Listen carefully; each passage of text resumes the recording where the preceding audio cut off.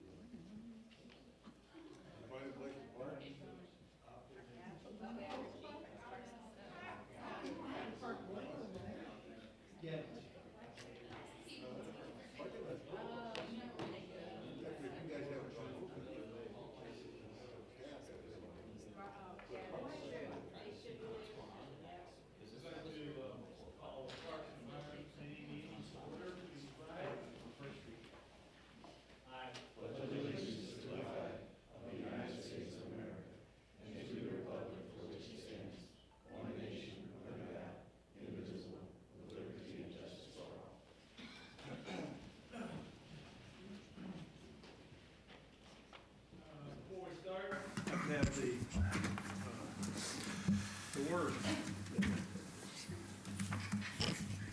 I forgot them. Thank you for being here tonight. This is a committee meeting. The purpose of these meetings is to hear information from the staff, applicants, and other citizens, and then make a recommendation to the city council. For each agenda item, the staff will first present the item. The committee and elected officials will have a chance to ask questions, and then the public will have an opportunity to make a statement. Any action taken tonight in committee meetings will be our advisory only and will appear as a recommendation at the city council meeting, in which the entire city council will have an opportunity to vote. We want to hear what everyone has to say, but we ask that all rules and procedures are followed. Anyone who wishes to speak must step up to the microphone here in front. You will have 5 minutes to make your statement. Please direct your comments to the committee on the dais and not to the individual members of the committee, staff, or anyone else in attendance. Public comment is an opportunity to hear from you. The intent is not a back and forth question and answer. So with that, we'll go to the first item, and that's the approval of the minutes of November 11th. Oh, roll call. Well, you're all here. Chair Albrecht, Here. Vice Chair Carney. Here. Mr. Mylart. Here. Mr. Hudson. Here. Ms. Foney. Here. Mr. Blackburn. I told you. You got them all? Everybody's here. Okay, we need approval of the minutes of our last meeting, which was November 11th. Make a motion. Second. Okay, all those in favor? Aye. Aye. All those opposed? Okay, we'll go on to item number 2.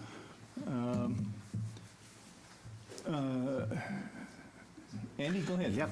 So this is a resolution authorizing the mayor to execute an agreement with Maids My Way for professional commercial cleaning services. I have Mr. Taylor here to my left if you have any questions, but this is the city's annual cleaning contract. I believe this is a 5-year term on this contract, and it is for cleaning services of the city facilities. Several different people bid on this. We did a request for proposal in December, and we had 4 or 5 different companies apply, walk through the buildings, and then provide us a proposal. And the proposal that best suited and the recommendation from the city is to go with Maids My Way. Maids My Way has previously been the cleaning service for the O'Fallon Parks and Rec Department, as well as I think the O'Fallon IT. And then the other services, the other facilities in the city were serviced by Building Stars, I believe. So between those two, it is our recommendation that all city services now be cleaned by Maids My Way. Okay, anybody have any questions from the committee? Council? Public? Okay, then we'll need a motion. Send it up. Make a motion. Seconded. Okay, roll call? Chair Albrecht, Yep. Vice Chair Carney. Here. Mr. Mylart. Yes. Mr. Hudson. Yes. Ms. Foney. Yes. Mr. Blackburn. Yes. Sir, this passes. Okay, on to item 3.1, the enhancement project update. Yep, this is just our normal every month update. Over the last 2 months, we've done a lot of the drainage work, the sewer work. We've completed a lot of the interior of the building. It's now all painted, and the floors are going in now. And we are on schedule to move into the offices at the end of February. Our furniture will be here the week of the 17th. So once the furniture and the computers are in, then we'll move out of our building and into the new building. And then we'll take steps to start the demo of the Caven Center in early March. The new Caven Center is going along great as well, with some rough-ins with the mechanical and electrical. They still have some veneer work to put on the outside of the building. We have about 5 more days. They're doing so good, and then all of a sudden we got hit with this really cold spell and snow, so they can't really work while it's freezing. So we're almost done with the veneer on the building. Like I said, the contractor has 5 more days, so, but they've done a great job. And then interior framing, and they've set the transformer and gas to the building, and now we're just waiting for gas to be installed on the office building, and then we'll be completely off temporary heat, so it's going along well. Budget is right on schedule, nothing out of the ordinary that you haven't seen before. You can see I've put my update in here, just like I have in years, months past. And then I think that's it. Any questions on the construction? Committee? Yes. The parking lot at the sports park, is that finished? Yeah, that's finished. I think we have a few signage things to complete and a few trash cans to install, but the parking lot is finished and you can park there. Anybody else? Council? Public?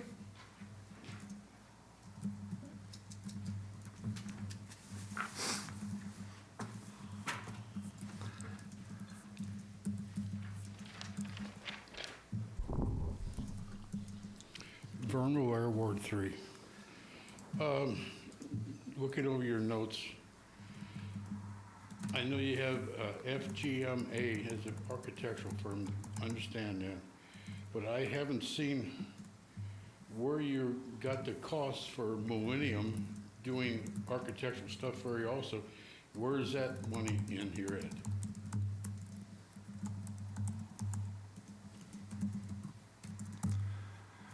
I'll answer all questions at the end. Okay. Then I want to go back to, I wasn't able to talk on the one prior, because you went real fast through it, I missed it, about the cleaning. Just note, by going back and running my finger over a few things, I haven't done it yet, but we'll find out what happens with the same cleaning surface, and if they can, according to your breakdown sheet on what they're supposed to do, I don't see anything in there where they dust anything on these surfaces in the conference room. So correct me if I'm wrong, look at your breakdown sheet. Thank you. Anybody else? Okay, thank you. 3.2, staff reports. Just our normal staff reports. Nothing that you haven't seen before, just a more in-depth read of what we do from our superintendent of parks and superintendent of rec.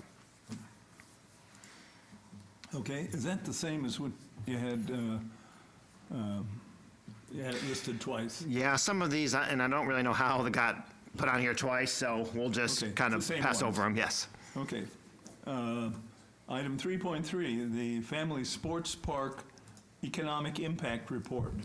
Yep, this is gonna be an exciting one. We've had a lot of good stuff that we're excited to share with you tonight. So just as a recap, teams that come to town for sports tournament have an impact on our community. The city's impact study determined that individuals who stay overnight for tournaments typically spend about $60 a day and then per person, and then $10 a day if they're just day visitors. This spending drives the local economy and generates income for the city. The following is the amount tournaments generate from January 1st through December 31st, 2024. So I've asked Patrick here to put a presentation together. So at this time, I'm going to share his presentation and I'm going to pass it to Patrick so he can kind of go over a little more in depth. So with that said, Patrick, turn on your mic and you're up.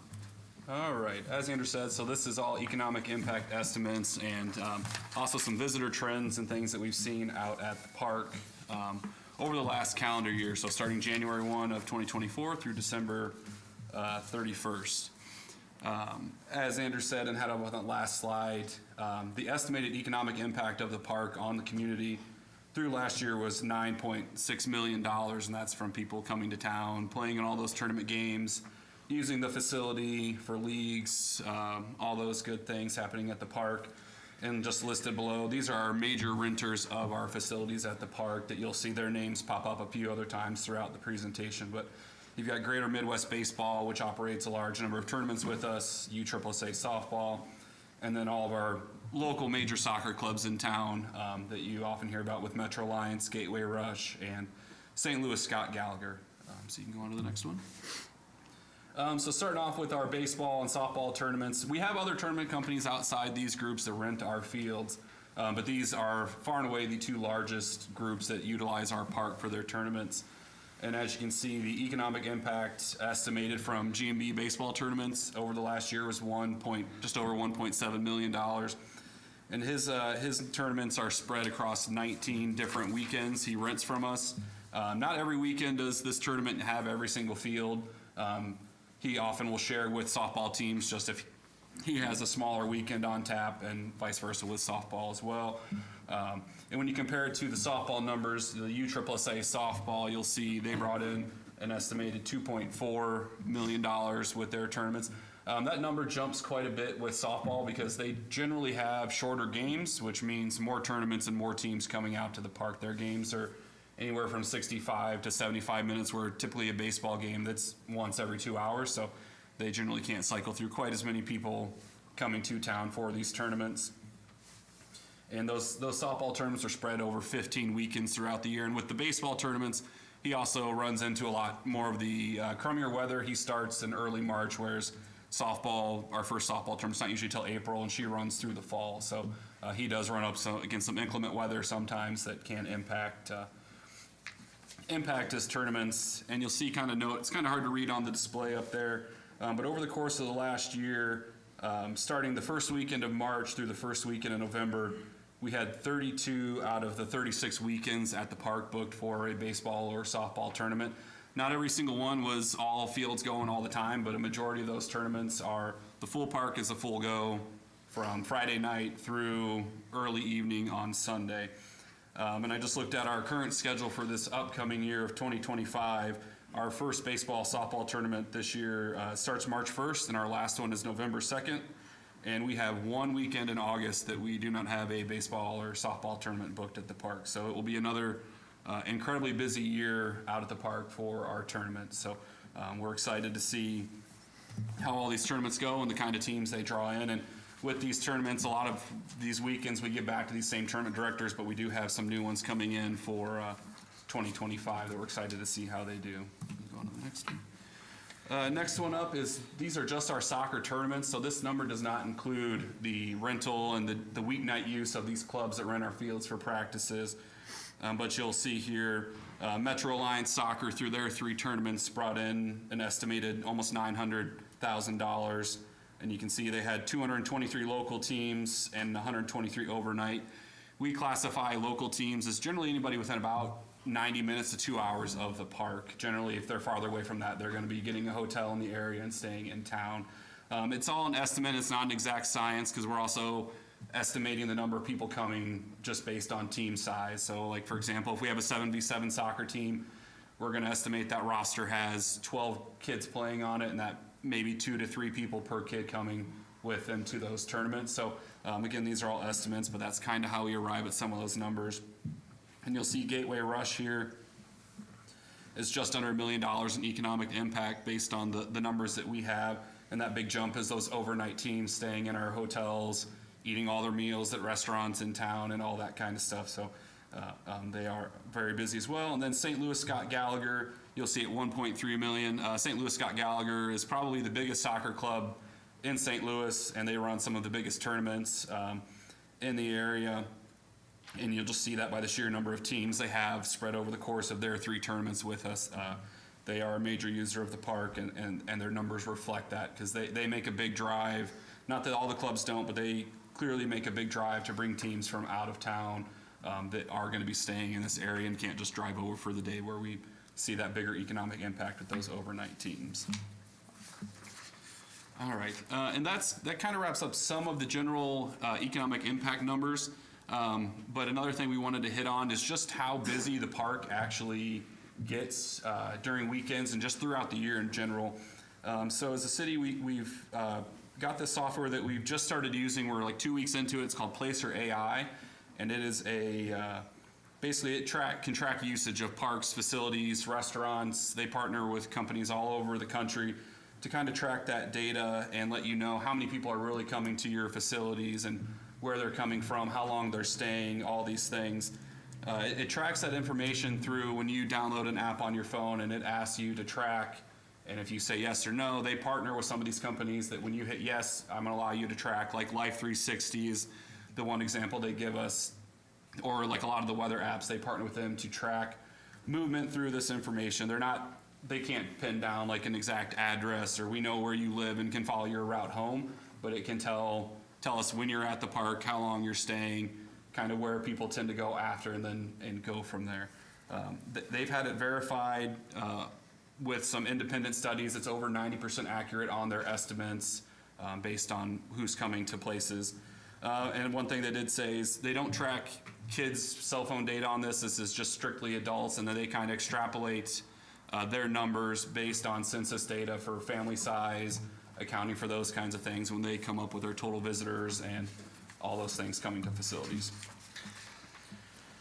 So next slide here, as you can see, so this is our 2024 visit data. Again, we're about 2 weeks into this software, but it's hard not to get addicted and clicking around. As you'll see, 2024, we had 1.5 million visitors to the 1.5 million visits to the sports park last year. So, and the qualifiers, this is people staying over 10 minutes.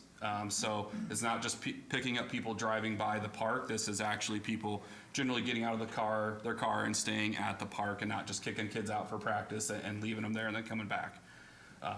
As you'll see the next part down, that's 390,000 unique visitors coming to the park over the course of the year.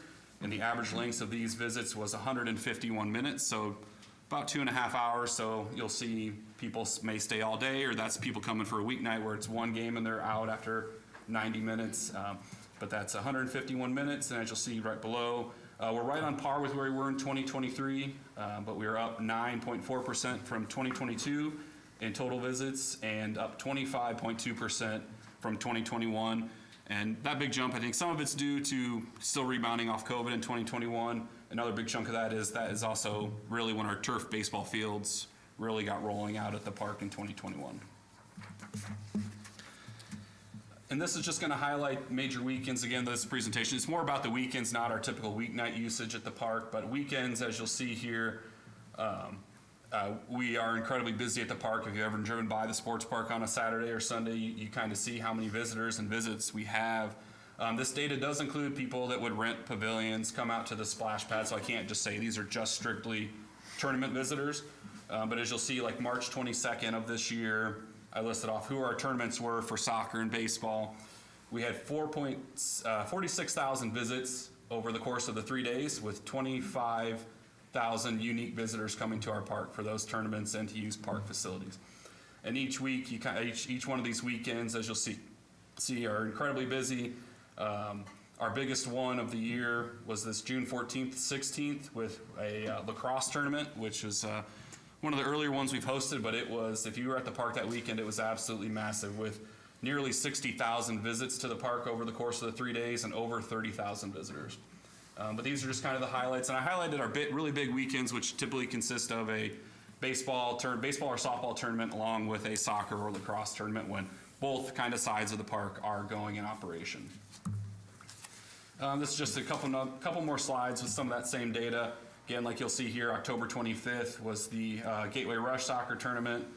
51,000 visits, 28,000 unique visitors coming out to the park. And again, this is everyone staying for at least 10 minutes throughout the course of those 3 days.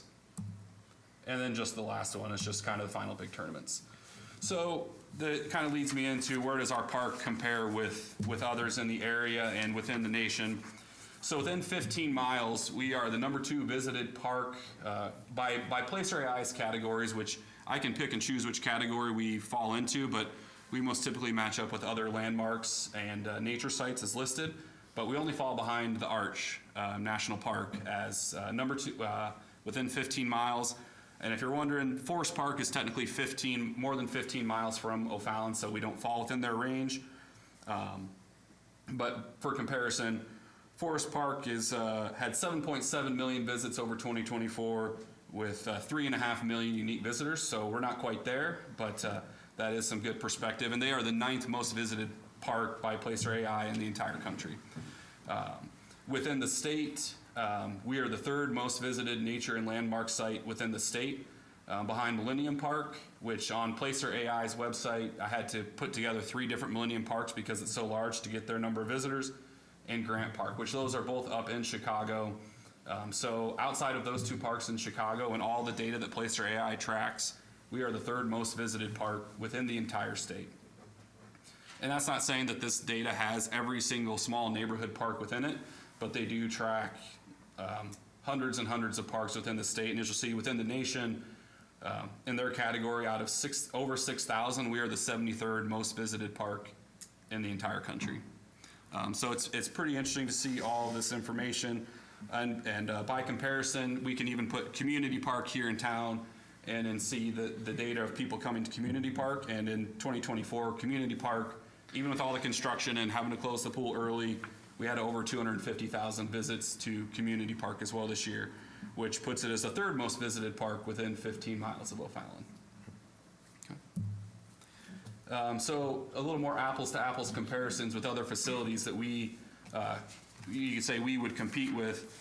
So we're, obviously the first column right there, we're at 1.57 million visits. Going up to the next one, Chesterfield Valley, which everybody knows about. They were just under 900,000 visits in 2024. Plummer Park, they were just over 500,000 visits in 2024, and I'd expect their number to grow because they are adding some facilities to their park. Creve Coeur Soccer Complex over in Creve Coeur, 1.2 million visits. The Shield Soccer Complex, which is a major tournament complex outside of Kansas City, was also at 1.2 million visits. And this one's a little bit farther away from us, but the Mercy Health Sports Score 2, which is a combined use place up in Rockford, Illinois, they were just over 900,000 visits in 2024.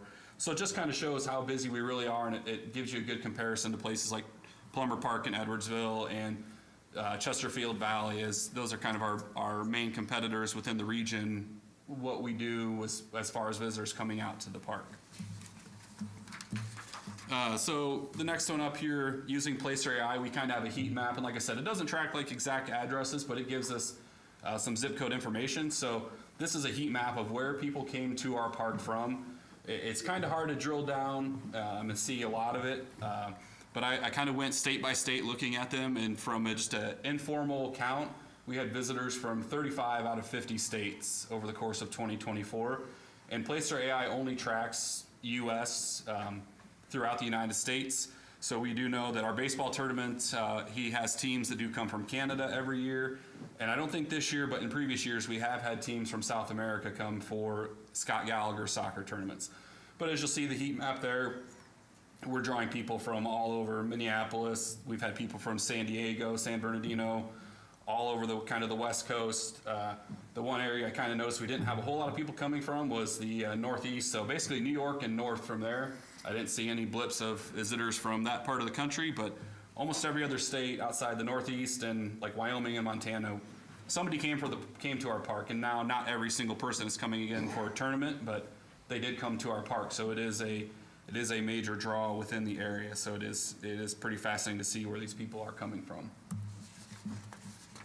Another one that Placer AI can do is it can track where people come to the park from and where they go when they leave the park. Again, I'll say it doesn't track exact addresses, but it basically can tell where your phone sits from 9 to 5, so it establishes that as your work, and then it can basically tell where you're at from the hours after that, and that's when it considers you being at home. So obviously the number one place before and after work, or before and after coming to the park, is home, and you can kind of see it kind of broken into those categories there. 6.2% of our people are coming from hotels and casinos. That's a preset setting from Placer AI, but it's, I would say, probably mostly hotels. You'll see 7.7% of people leave our park and go out to restaurants in the community and surrounding area throughout the year. And then the little table below that basically is just showing, I selected just to show us restaurants and where people are going. If they're going out to eat after coming to the park, where do they end up? So as you'll see, the number one place on there is Raising Cane's, followed by, on there is places to eat or entertainment. So Cane's, and then it goes to Dogwood Social. I wrote down the top 10 restaurants that people go to, and it goes Raising Cane's, Drake's, Chick-fil-A, Culver's, Bradco, Texas Roadhouse, Sugar Fire, Panda, Steak and Shake, and Buffalo Wild Wings. Those are the top 10 restaurants that typically see business after we have something happen at the park. So this is good data for us to use as we have our partners in the park sponsorship program, so we can be like, well, we see we've got this many people coming to your restaurant after being at the park. You can increase that if you put signage up, if you want to really hit that target market of people being at the park on the weekends. We can really use this to enhance our park partner program and sponsorship within our facilities. And then this last one, this slide here, is just kind of a heat map of how people get to the park. And as I'm sure you're aware, if you're getting off the interstate on a Saturday morning and trying to go up Veneta, if you live up in those neighborhoods, you might be hitting some traffic, because that red route is the top picture right there is the routes people going to the park, and then the route people take leaving the park. So obviously red is bad, and that means the highest number of traffic going that direction. So just really highlights how busy the park gets and where people are coming from. Lots of traffic on the interstate. And that's not to say this coming in off the Ober-Newfoundland side, we still have a large number of visitors coming in from that direction as well. But that off the interstate just shows with tournaments and all those things, people getting to the park. So just kind of a big estimate on the economic impact of the park, and then with this Placer AI data, really kind of some of the trends, and just really people can see how busy that park really is and everything that we have to manage. So thank you. Any questions, comments, committee? I have one, getting increased interest in large lacrosse tournaments. So our sports park supervisor, she has reached out to other tournament directors in the, we worked with the Tourism Bureau to get some list of kind of tournament directors information. She has reached out to them. So far, the Project Mo Lacrosse, which was in the presentation, they've been our most consistent one. It's still kind of a market we're trying to get into, because they do a lot of summer stuff that would fill up our summer on the soccer field weekends when we don't have as much usage on those fields. So. But that is a big goal. With the Tourism Bureau, they've sent us directors for like the collegiate, like it's from, they call it quad ball now, but it's Quidditch from Harry Potter. They have national tournaments, and we've even reached out to them just trying to find different things over the weekends to fill the park with. So it is an active thing to try and fill those fields in the summer when we do have that downtime on the weekends. And I know a couple of years ago, we funded, they put money in the budget for this. This is the result of that project to professionalize this thing instead of using Yes. our best guess. Yeah, we had money in this year's budget for an economic impact, and we utilized that money for this service. So Okay. in my next slide, you'll see, we'll go through some economic numbers to figure out how much people are spending in town. Okay. Unless you have any more questions on Patrick's presentation. Anybody else? You will cover about the, I was 6.2 hotels. You can bring that up next session. Yeah, that's my next slide. And also fields, what is it, 9 and 10? What you think those will help generate? Yes, we can talk about that too. Okay, so if there's any other questions, then I think one of the biggest things in how we got to that number was the numbers per day. And those numbers per day are driven by economists. They do studies. There's been study after study after study. And there's been hundreds of studies on how much sports tourism brings into to different cities. And so when we did this in 2016, it was $60 a day for overnight and $10 a day for day travelers, which, if you want to know my personal opinion, that's probably still pretty close. However, when we did do our research, here's the numbers we got. So we work off of 10 and 60. The Tourism Bureau, when they did their study, they came up with $131 a day for people in downstate Illinois. So as opposed to being 60, they just have one flat number. So everybody who comes into town for a tournament is spending $131 a day for in economic money. I did look at several different other bits of research out there, and tourism economics, their numbers are the highest that I found. It was $75 a day for a day trip, and then $317 for overnight. Now, I think Patrick and I and some other people probably feel that number is high for our area. This is probably a nationwide number that they took aggregate data and got these numbers. So we feel that's a little bit high. When I traveled for my daughter's tournament, I did the numbers for my own personal research and how much I spent when I go to a soccer tournament or I go to different places. And my own number comes up at $125 a day, and that's real money. I mean, that's money that I spend out of my pocket, and I consider myself pretty average. So I think you're going to be, in reality, the number is probably higher than 60. It's probably going to be in that 125, 130 for overnight travelers. For day travelers, I still think it's probably going to be in that $10 to $20 a day. If you're coming from St. Louis for a soccer tournament, you're going to come over here maybe on Friday night. You're certainly not getting gas when you live over there. You might get something to eat afterwards, which, you know, you're going to spend about $10 a person. Saturday's the same thing. You're going to come in, you're probably going to eat, and then go back. But certainly, we feel very confident in that $125 to $130 is a price that people pay when they come to town and stay in the hotel. Okay, anybody else, any other comments or questions? Thank you. So Andrew, just to clarify, the numbers that were in the report were the 10 and 60. Yes. And so future economic impact studies, you'll be using the newer numbers? We will probably use the $10 number, and then we'll probably go up to that $131 a day for overnight travelers, because that's from the Tourism Bureau and that's from their market studies. Okay. Anybody else? Okay, I think you covered 3.4, didn't you? Yep. Well, yes. Which one was that one? Yeah, I did. Okay, 3.5, vehicle purchase for parks. Yep. So in this year's budget, this is a really quick one. We had $60,000 for an F-250, and that was what the council approved in the budget process. We typically get those trucks off the state bid, and this year, again, we were not able to get those trucks off the state bid because they're not available.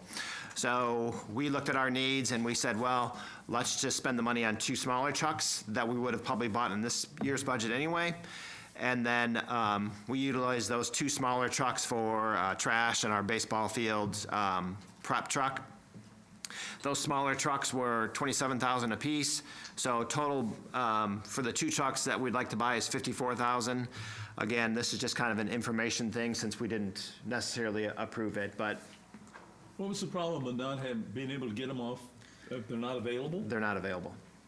I thought the people that signed up to do the state tournament agreed to provide them, so how can they be? I don't know as if, so typically we buy the Ford's F-150 from, is it Taylor Trucking, I think? And either Ford or the state is not doing the program at this time. And Ford's not giving them the trucks probably because there's a lack of availability for those F-250s. Okay. So they're just not doing the program. So we can't So actually buy them off the state Somebody bid. shut the supply off? Yes. Okay. Are we still in need of a 250 though? Yeah, every year we have to replace trucks, and so we typically go an F-150 or an F-250, and then just surplus the old ones and then add the new ones. So, so next year I think we'll probably go with the F-150 or F-250. But yeah, it'll be in next year's budget as well. It's just an annual thing. Okay. Anybody have any comments or questions on that one? 3.6 we've already talked about. So Yep. we'll into public comments. Anybody have?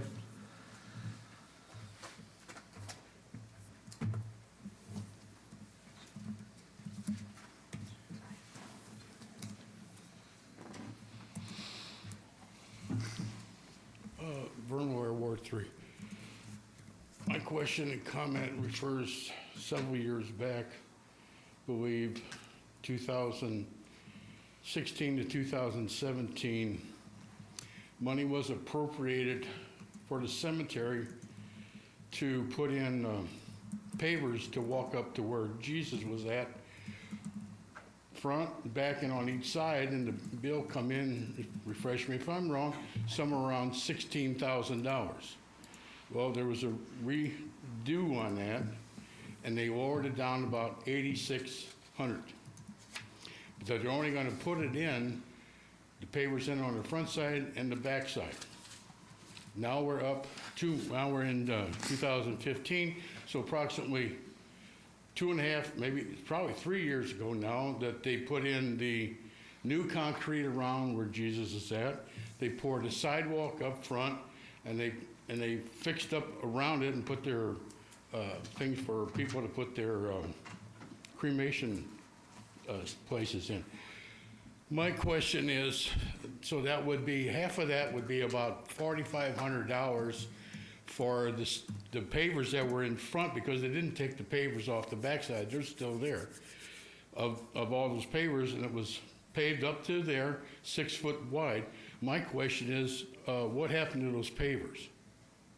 Do you know what happened to those pavers? Did you make them available for anybody else, or I'd just like to know what happened to them. I know what happened to them, but I want to know if you know what happened to them. I've got pictures of what happened to them, but you know, that's like $4,500 just out the window. Maybe somebody in town could have used those pavers to maybe pave some portion of their yard, or be able to park a vehicle, or make a little patio that you could have gave away instead of where they ended up. So I want to know where, if you know where they ended up. Thank you. Anybody know? No more questions? You want the answer? No.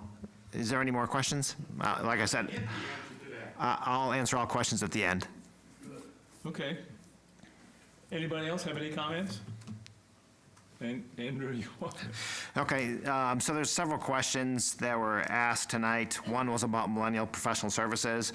So Millennial is, they are doing the surveying work, and that is included in the soft costs.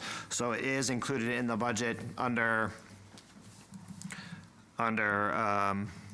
supplemental contingency. So that line item right there for the gym, and that line item owner soft costs right there where it says survey, testing, and dumpsters, that's where the Millennial Professional Services is typically budgeted out of. And so that is where that is. That contract had like 3% for that or something. I don't remember the percentages. There was a separate contract for that we, And Why weren't they labeled that way? to clarify, Millennium is an engineering firm and not an architectural firm. correct. Yeah. Thank you. Dusting, I don't really know how to answer the dusting question. Maze My Way, like I said, has been cleaning the Parks and Rec, and they seem to do a pretty good job. And it's a big place, so I don't think they're perfect or anybody's perfect, but they've been very responsive to us, and if we have concerns, they always come back and take care of it. So if there's dusting issues and whoever's in charge of the cleaning here in City Hall calls them, they would likely come back and take care of that. They've been good to us. And then, yeah, when we do construction projects, we don't keep the pavers. We don't sell individual pavers. We likely just discarded them with the project. So that's what happened to the pavers. Okay.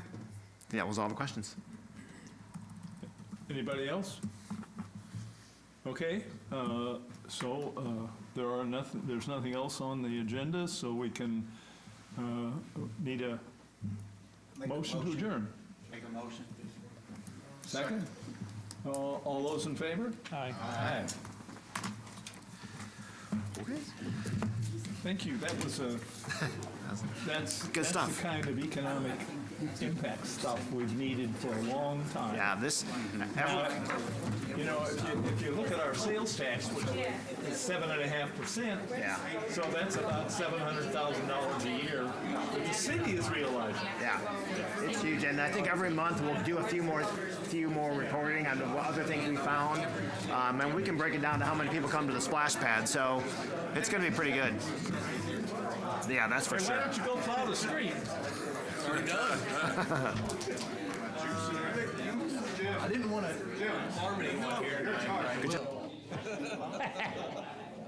Well, they did a good job, but those My Home things are just full of, when are you going to do my street?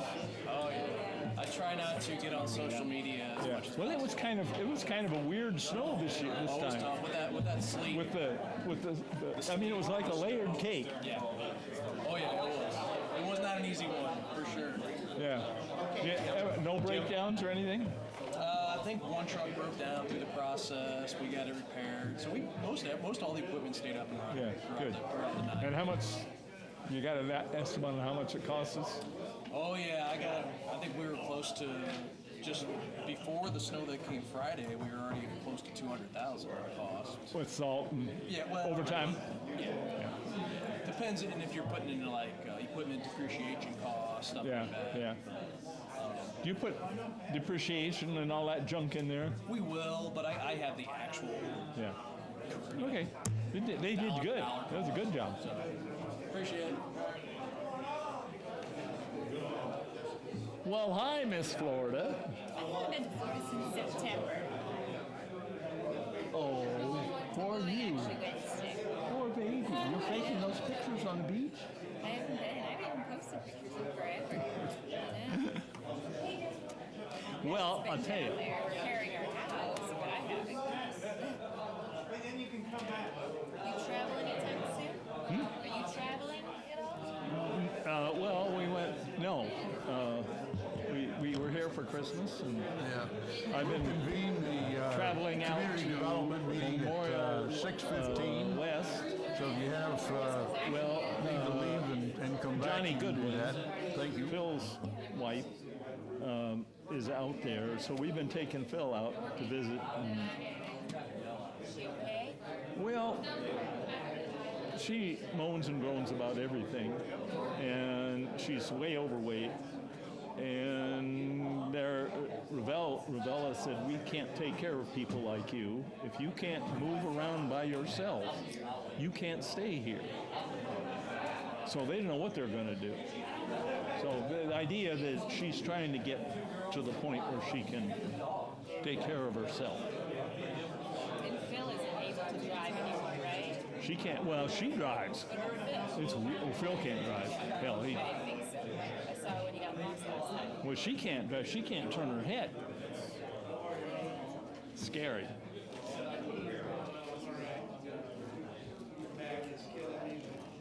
Well, this one's full of all kinds of good shit.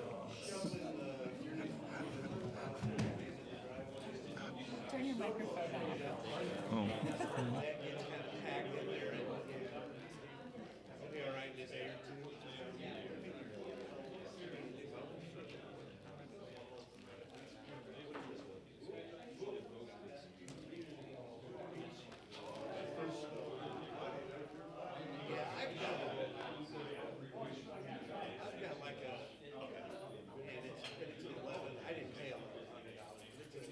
Sears was going out of business. I bought their biggest, their floor model, very big. And I love it. It's got like off-road tires on it. But it doesn't pick up that heavy stuff at the end of the driveway. And next time, if I get that ice snow combination, I'll hire a neighborhood kid just to do the end of the driveway. I'm getting too old to do it.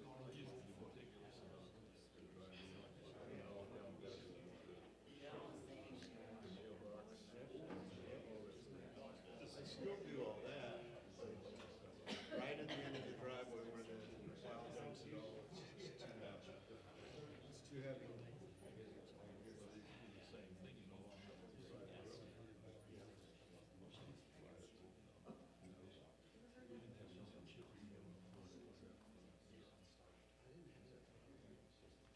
Okay, it's 6:15. Let's call this meeting of the Community Development Committee to order.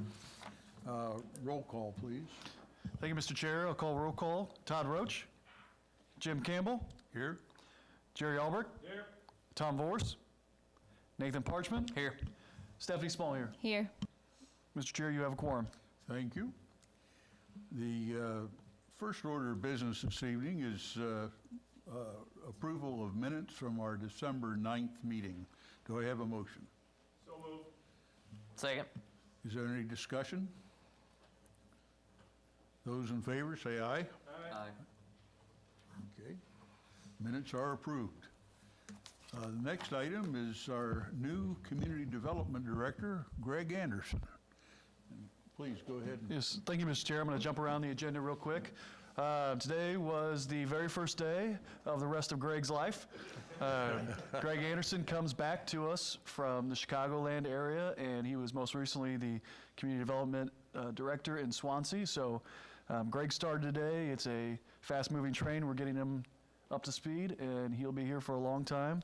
I'm going to carry on the duties alongside Greg for the next couple months, and then someday he will be up here giving these presentations. So, Greg, if you could stand up and show everybody what you look like. Thank you. Welcome, Greg. It's terrific. Okay, the first item we have requiring council action is an increase in the Where did that?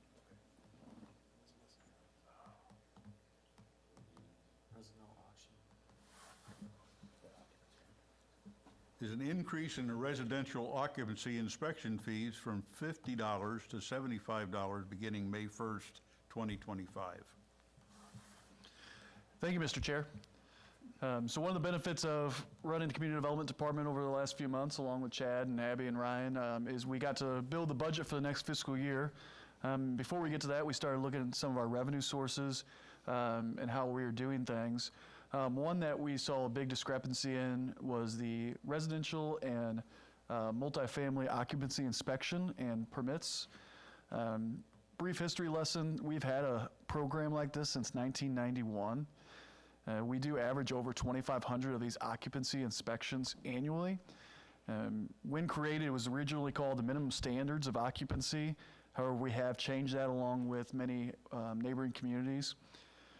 We do utilize the 2018 International Property Maintenance Code, and we require these for rentals as well as owner-occupied structures. So any residential properties people are living in, we do these occupancy inspections and these permits. The purpose of the program is to adequately protect the public through minimum life, health, and safety standards, as well to ensure the maintenance of existing buildings is kept up to our standards in the city of O'Fallon. I do want to take a brief moment, reintroduce Chad Truen. He is our chief building official, and he does supervise this entire program as well as the inspectors that establish it. So our current ordinance, it's in chapter 150.05, requires these for all existing single-family and multifamily residential properties. Our inspections are still valid for 2 years. They are only required when it changes ownership or occupancy. So if somebody's living in their house for 13 years, 30 years, or 50 years, they don't have to keep getting these occupancy inspections or permits. They're only when they change hands or they change use. I said they're valid for 2 years. The only caveat is if it's a new residential construction, it is valid for 3 years after that initial inspection. I do want to repeat, because we did this presentation a couple years ago and Chad did, we do not require these of people.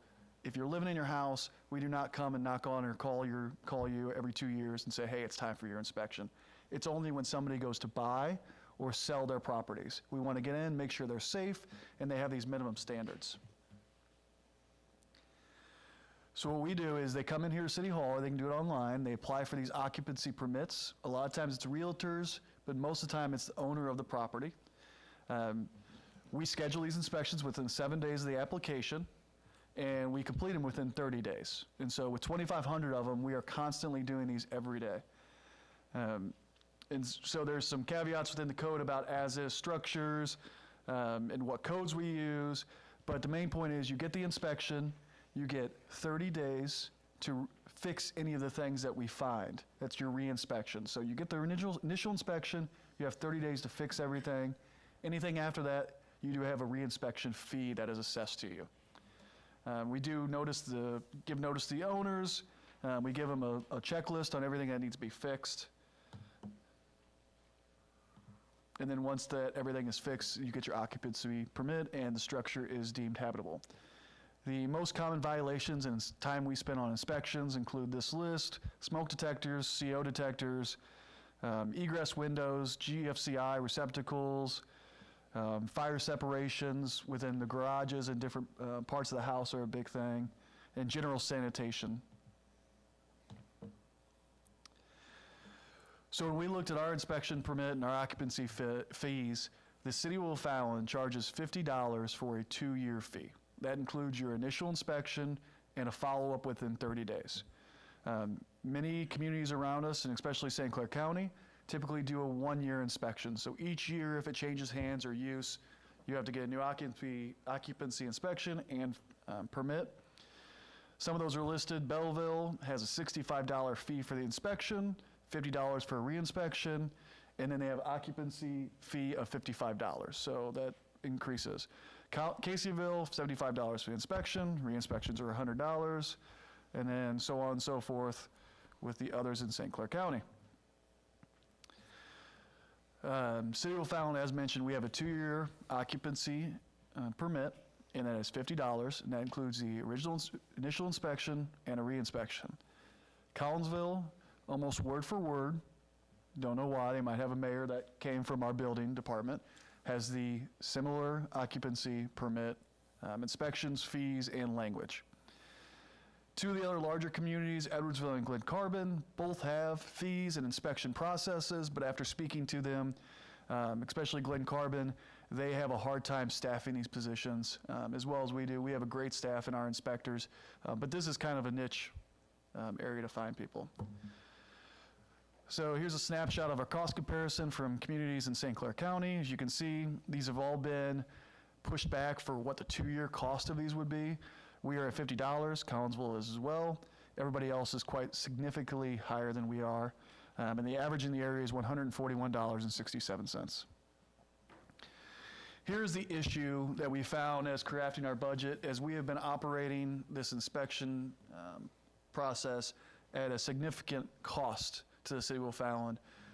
As the number of inspections increase, so do our fuel costs, our hourly costs, our vehicle costs, maintenance. And so we put our total cost for the program minus the fees, and where we are operating significantly in the red. The estimate for this next fiscal or calendar year would be about $40,000 in a deficit. So we are coming to the committee and the council today to propose changes that would go into effect May 1, 2025 for our next fiscal year, of increasing that inspection fee from $50 to $75.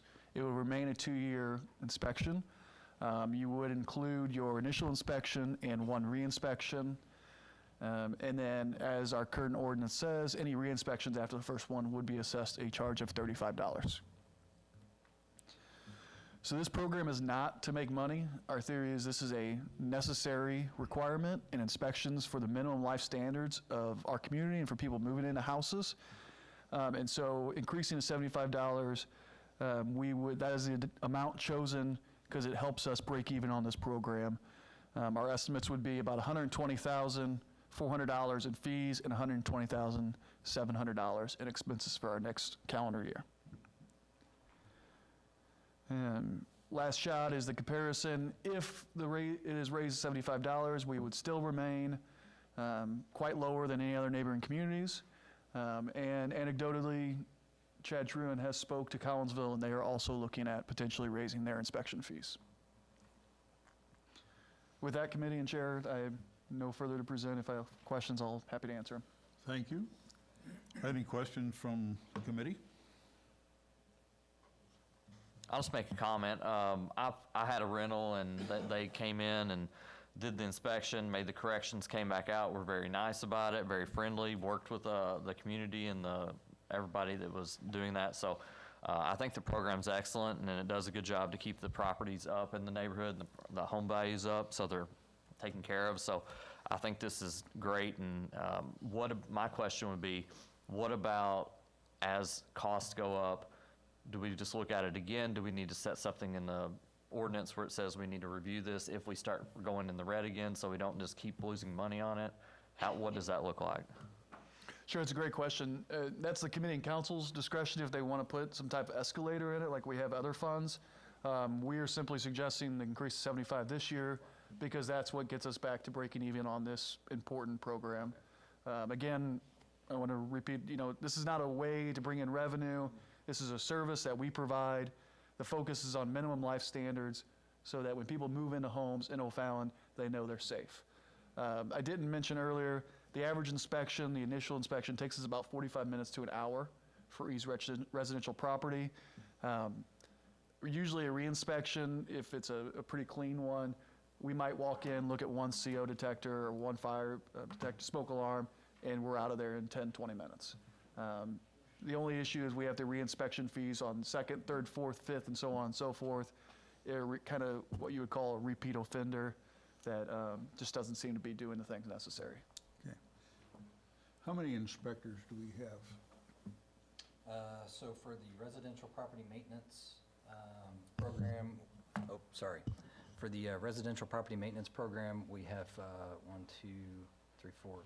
5 inspectors that can do the inspections. And then on the commercial side, how many do we have?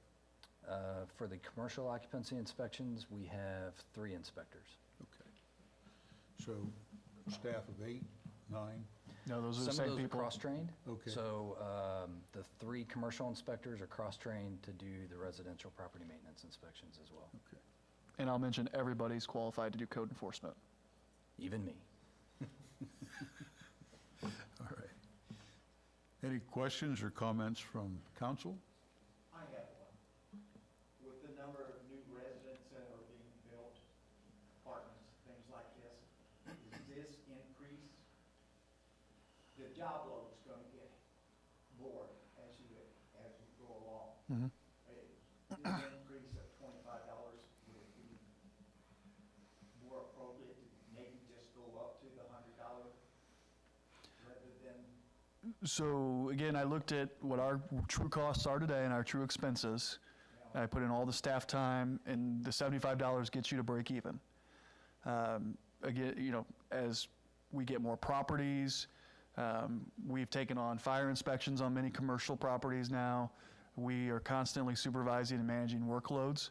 And so if the workload gets too much for our 5, we would probably look at the budget process on an additional inspector. But at this time, we're not proposing that. The question that occurs to me is, think about this. How much time went into this analysis, figuring out where we are? A couple thousand hours. Okay. So not something we want to do on an annual basis, certainly. Yeah, so this presentation was already done by Chad a couple years ago. We did some revamping to our program at that time. Again, the unfortunate situation of stepping into Justin's role, we got to look at a few things with fresh eyes. And so Chad and I, we sat down for a while and we talked about what gets us back to where we need to be to provide this service and not have to subsidize it with tax dollars from potentially those that are not getting the occupancy fees, not getting re-inspections. Because at the end of the day, this is a program we have to run, and if the revenues aren't paying for the fees and vice versa, then it has to be subsidized from the general fund. But I misunderstood your question. You mean just this analysis didn't take thousands of hours, but we spend thousands and thousands of hours on inspections annually. Okay. So what impact is the increase of apartment-type buildings going to have on the inspection program? That'd be a better question for Chad. Well, so as the city grows, and everyone here knows, we've had a huge increase in townhomes and apartment complexes, and that's going to continue to grow. Single family has dropped off a little bit, but people still want to build in O'Fallon. So, like Grant said, at some point in time, I would say conservatively 3 to 4 years, we will need to begin looking at hiring additional inspector power to do more inspections. So in thinking about how we handle this kind of thing going forward, would a relook every 4 or 5 years be appropriate? Yeah, absolutely. I don't think we need to put in writing to relook at it every 4 or 5 years. If staff, we see that there's a need, we will bring that up now that with the, we've got a historical knowledge with this. Simply in the past, it was not seen as an issue. Okay. Any other questions or comments from public? Yes, sir.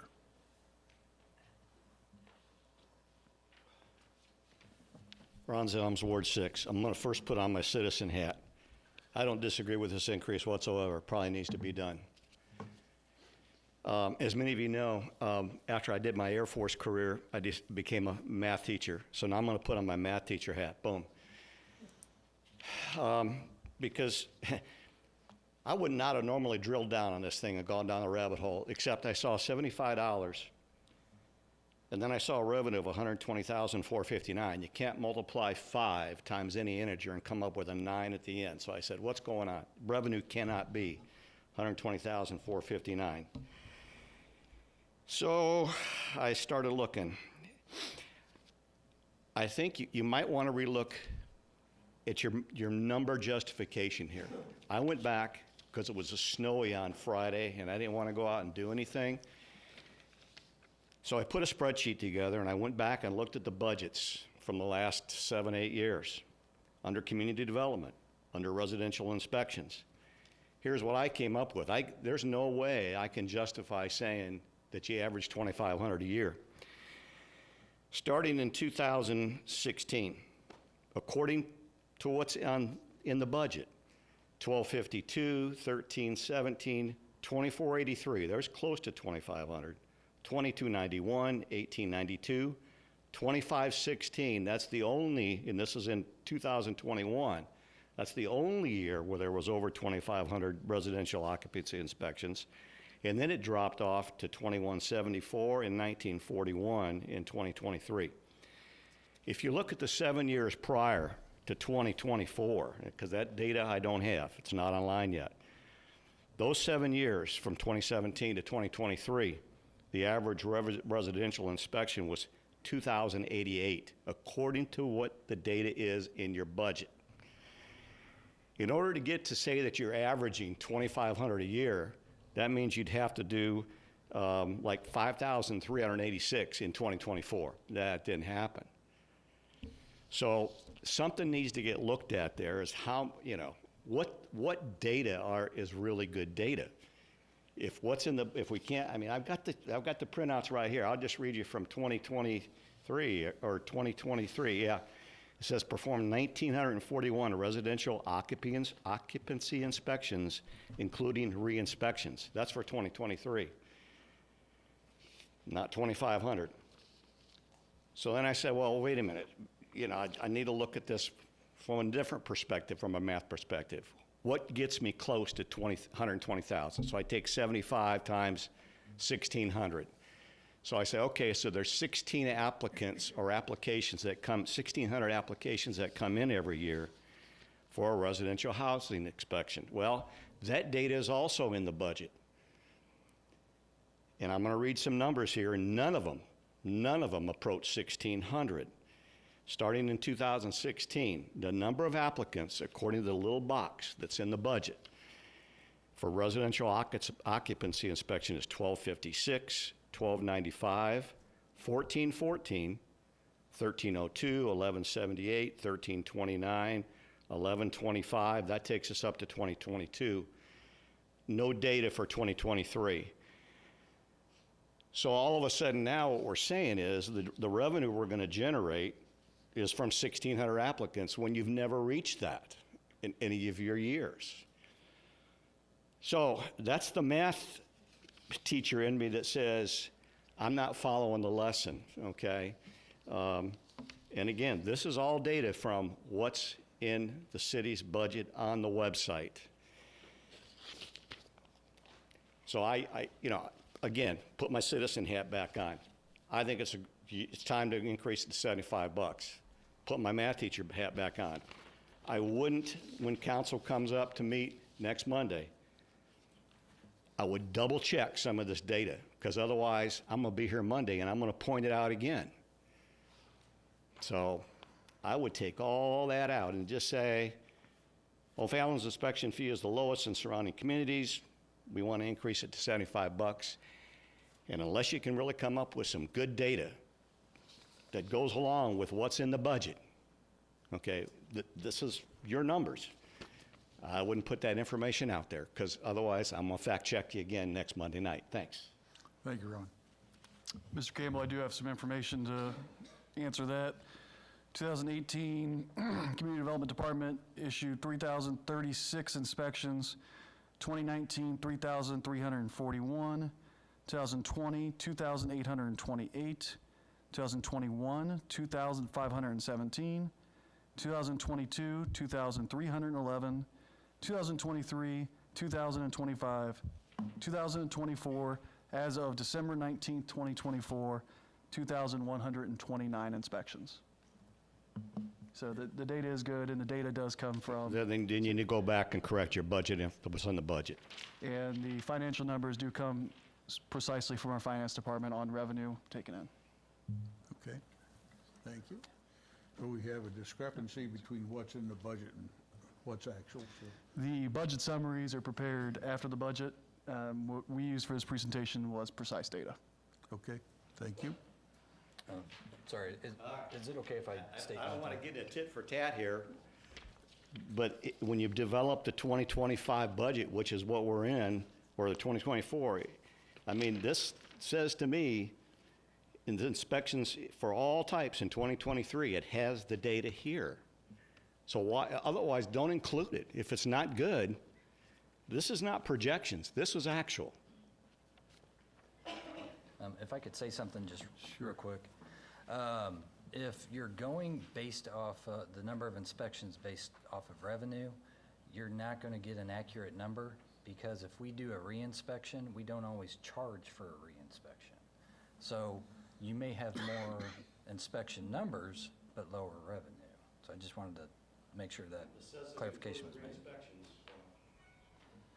Okay, so, okay, thank you.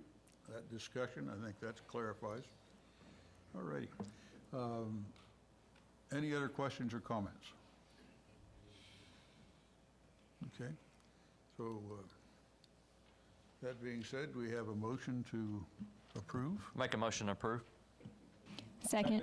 and a second. Okay, roll call, please. Let's start with Chairman Campbell, Yes. Jerry Albrecht. Yep. Nathan Parchman, Yes. Stephanie Smallinger. Yes. Thanks, sir. Thank you.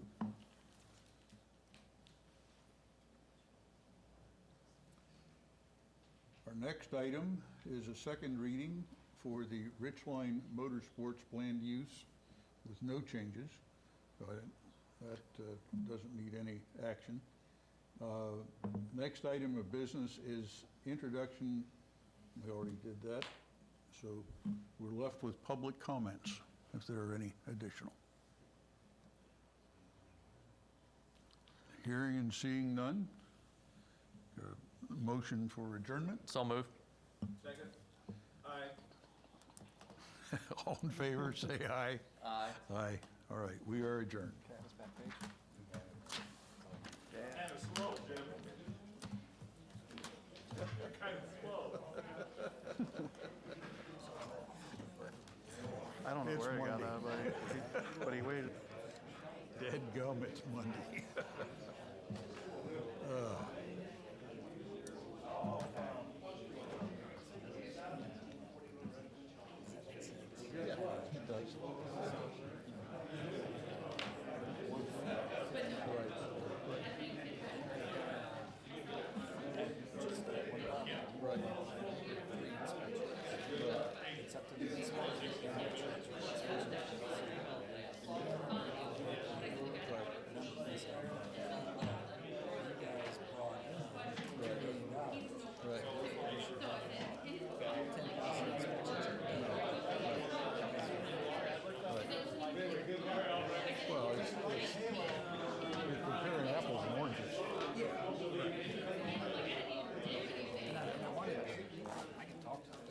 the data are collected for two separate purposes.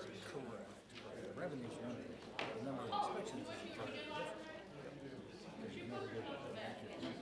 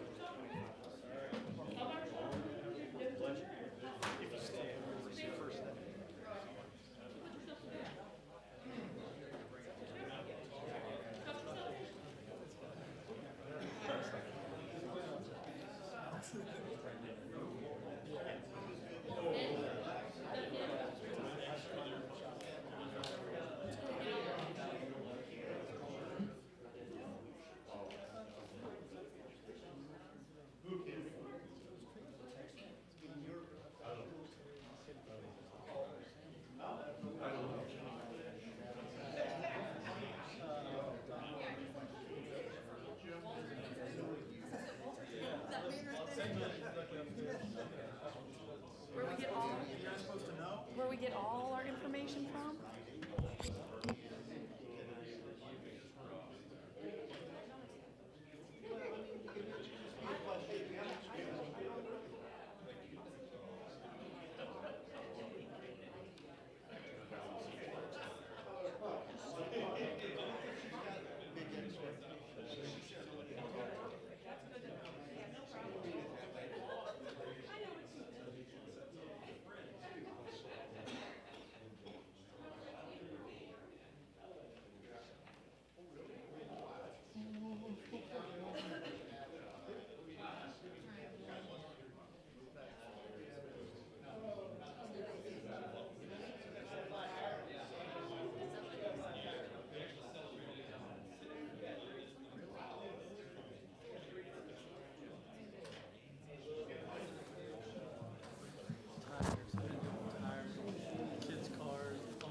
It says community development.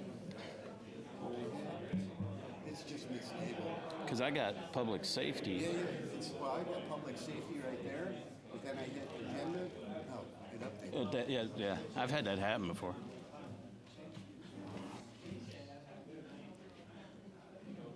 All right, we'll go ahead and call the meeting to order. What time is it, 6:42? I don't see Leah, so No, who's? I'm going to do the roll you- call. Thank you. A roll call, Vorse, Van Hook, Here. Lotz, Rosenberg, Present. Phony. Okay, we have a quorum. Next, I'd like to have a motion for approval of the minutes. So moved. Roll call. Are all in favor? Aye. Aye. They're all there. Yeah. All three, yes. Sounds good. Okay, Chief, action 2.1 requiring council action. Okay, so I am bringing forth to you today a resolution authorizing the mayor to enter into a 5-year agreement with a company called ESO for a patient care reporting system. To give you some background, back in July of this past year, we were alerted to some security issues on the IT side with our current vendor, which is Code Red. Not to be confused with Code Red, that is the emergency alerting system through the city. This is a patient care reporting system that we've had for many years. So we had entered into some conversations with Code Red, and at the recommendation of our IT department, started looking at new patient care reporting systems, patient care reporting systems for EMS. We had a team led by Supervisor Jeremy Sherman, who's in the room, and a few others that went to a conference and looked at several different PCR systems and brought back a few of them to do demos for them, and ultimately we decided on going with ESO. So we've been able to negotiate a contract with ESO over 5 years, which has increases of, what did I say, 5%? Or is it 3%?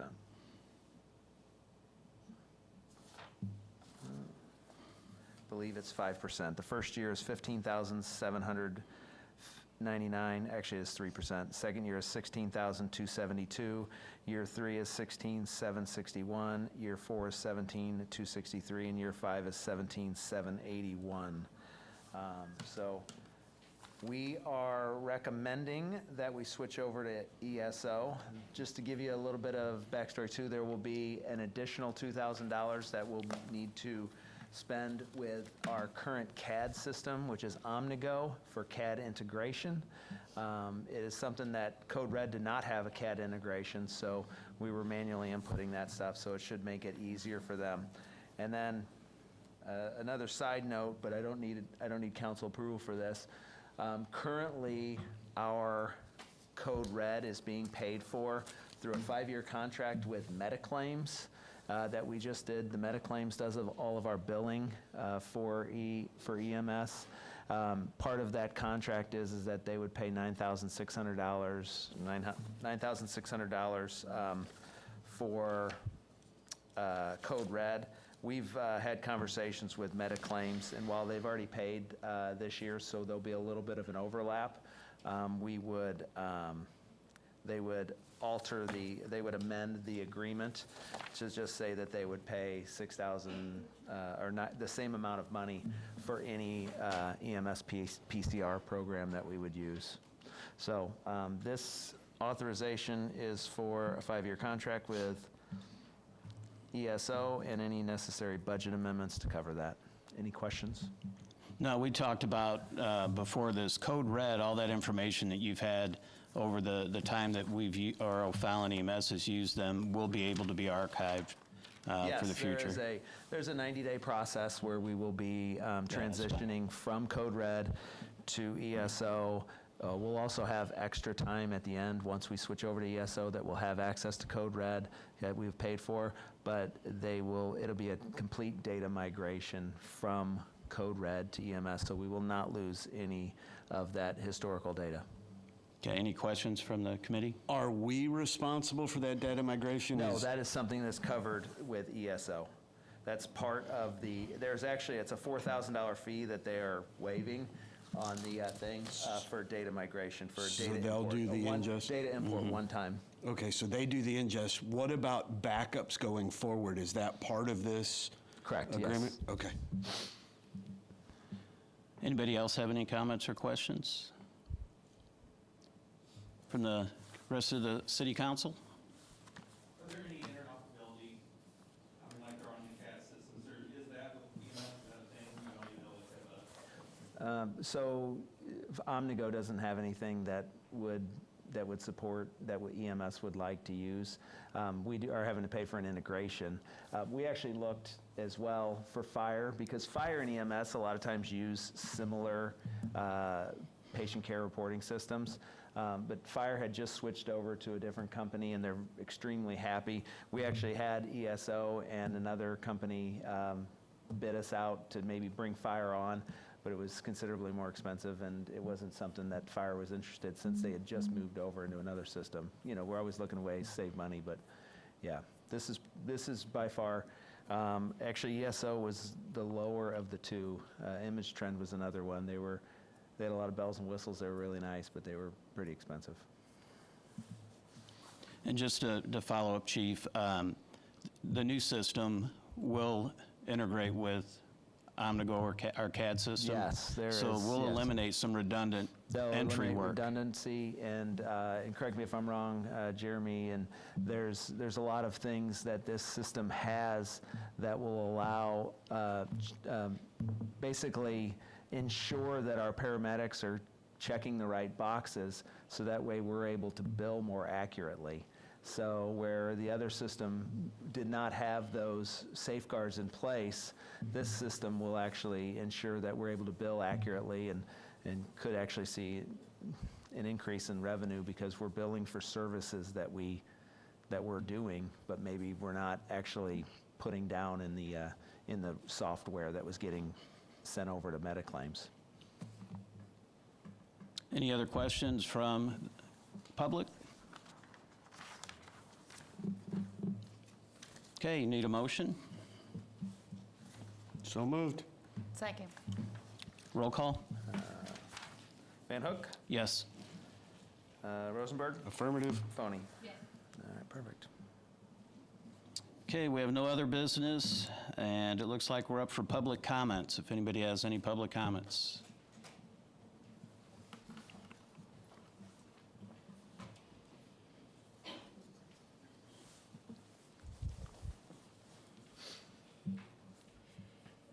Vernon Wire, Ward 3. I just was wondering, in lieu of public safety and the conditions of the roads and the sidewalks in town, I noticed around town, pretty much the downtown area has got access to whatever need and parking and whatever.